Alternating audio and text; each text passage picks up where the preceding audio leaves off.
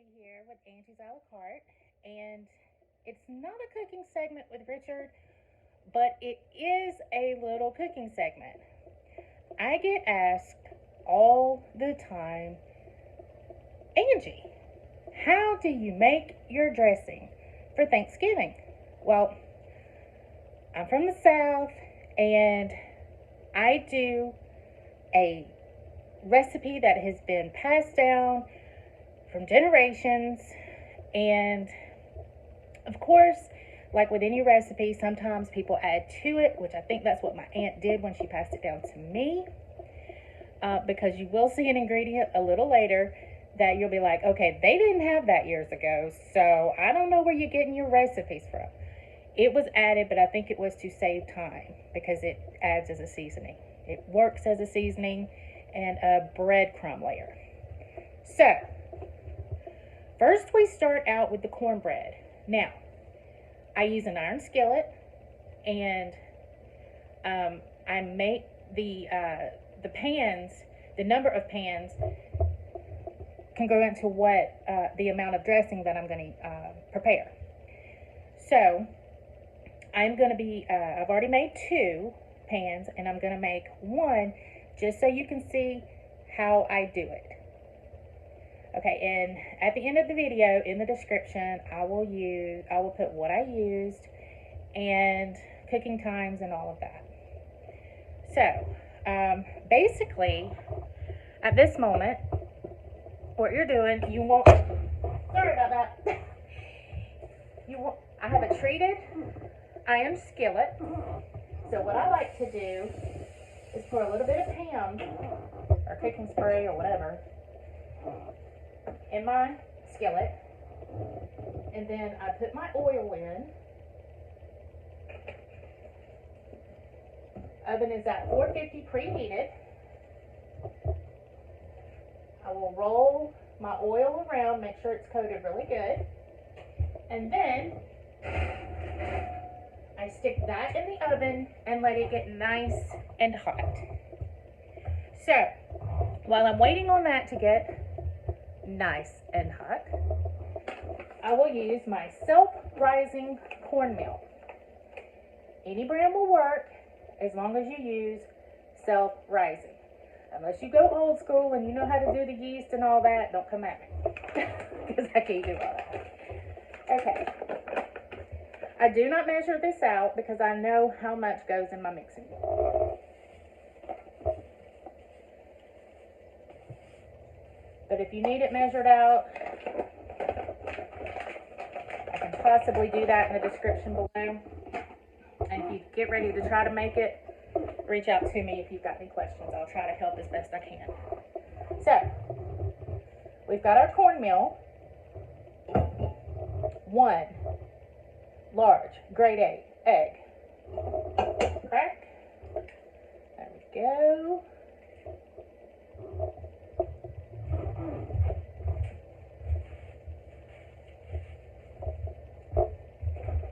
And if I was back in the South right now, which, you know, I'm not, I would use buttermilk for this. Right now I'm going to use whole milk. And really for dressing, it doesn't really matter. It does give it a little bit more flavor to use buttermilk to me. But it's going to crumble up in the to make the dressing anyway, so it really doesn't matter. But my Southerners down there, y'all know we love to use our buttermilk for cooking and then eating buttermilk and cornbread. Yes, it is a delicacy if you have not tried it. So basically, you're just mixing your egg, your milk. You don't want it super runny, but you don't want it to, like, you know, you're looking for a consistency a little bit thicker than that. So I will mix up. Make sure your egg is blended good in there. Some people can blend their egg first and pour it over in there, and that's fine. I just choose to do it this way. Just the way I've always done it.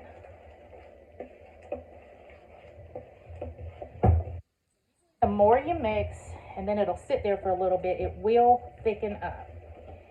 And if you get it to where it's like glop, you'll know what I'm talking about, the glop. It's okay to add a little bit more milk to thin it out some. So, while I am waiting on my oil to get really hot, because when you pour it in, you want that crust to go ahead and start forming that sizzling sound. So, all right, I will be right back to pour this up for you guys as soon as my oil is hot.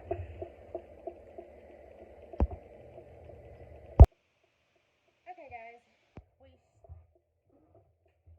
think I've waited long enough for the oil to be good and hot. Got a little smoky there, which is okay.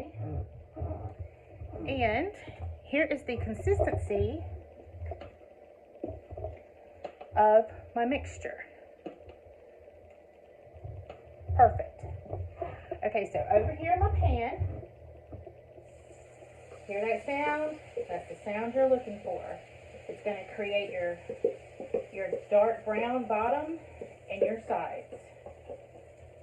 It's already forming that nice crust that should be on a cornbread.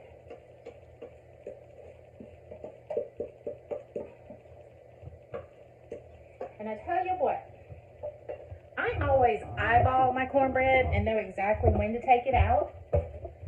But what I will do, I will pay attention to the time from when I put it in and take it out, just so I can let you guys know. Okay? So now, I pop it right back into that 450-degree oven. And we wait.